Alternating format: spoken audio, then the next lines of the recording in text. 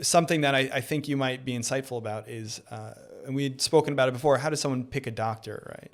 Not necessarily a physiatry only question, and what we're trying to do here is get people to understand how to pick physicians.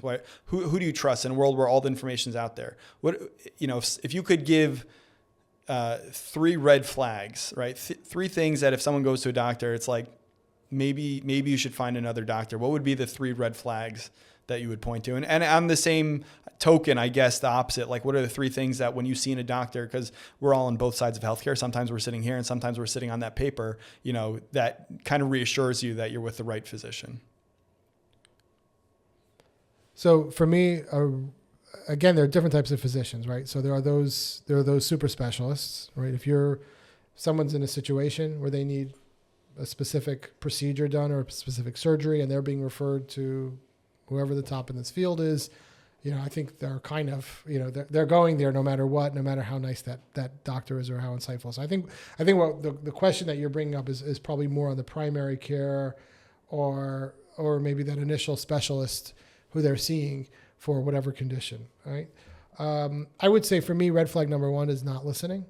A doctor that comes in and is not paying attention to that patient, is just reacting to an MRI or an X-ray finding, is kind of not listening to a little bit of the story, listening out for sort of key things. I think to me right away that's suspect.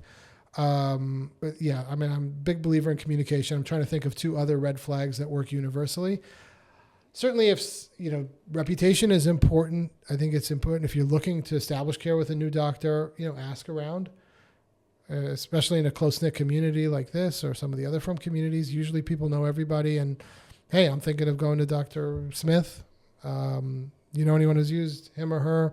Has it been a positive experience? Have you heard anything negative? I think just getting a general kind of ear to the ground, I think that's helpful. If certainly going on Google and typing someone's name in and kind of getting a sense of where they are. While it's not the be all end all, there is some accuracy in especially if you're reading reviews. I mean, you can see where people are, and you can see if they've upset enough people enough, and there's going to be enough negative reviews. It's probably telling about who you're going to see. But to me, like I said, you want someone who's listening and reacting to the data that they're being presented or the inputs that they're being presented. You want overall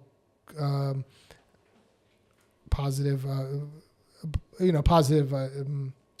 reputation. Again, that I don't know if I'd put that in the red flag territory, but I think that's something that can be helpful in terms of picking somebody.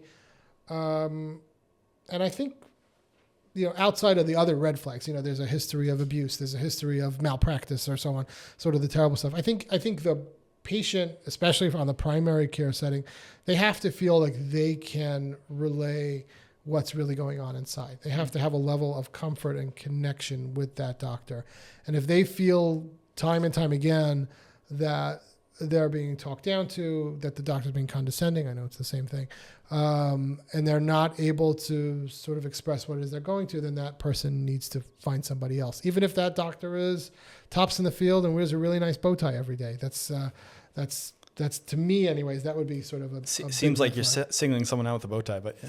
Maybe. It's I like how you put that, because I think initially there was a struggle, like, how do you figure out who the red flags are, which is the doctor with the red flags, and I think that's poignant because the answer is it's so difficult, right?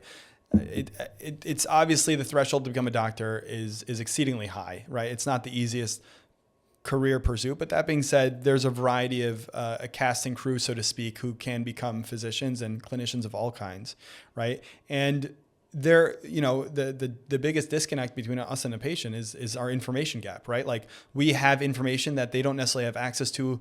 They haven't put the time or the energy that we've had to put into it. So there's this large gap. And how do you ensure as a patient that you're seeing someone and that is the correct person? So, right, like, I think it's the 3 C's. It's communication, it's consideration, and connectivity, right? So like you said, are they communicating well, right?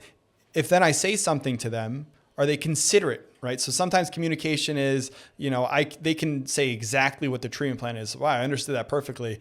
But I'm actually concerned about this part. Are they like reflexive about it? They're like, oh, you know what? Maybe for you, we have to do something differently. Now that you mentioned that, let's do, right? And then I like you said, this last part is the connectivity, right? Like this, if it didn't, it's the best doctor, 1,000 referrals, you left the room and you just felt like, I don't know, that didn't feel right necessarily. I think that's also maybe not a red flag on the physician or the clinician themselves, but maybe just a red flag that they don't speak to you and there's another doctor that is just going to have a different level of connection that you're going to really buy in to whatever the treatment plan is. Because a firm believer, if there's no buy-in and connectivity with the physician, then it doesn't matter how great the treatment plan is. It generally is not going to come to fruition.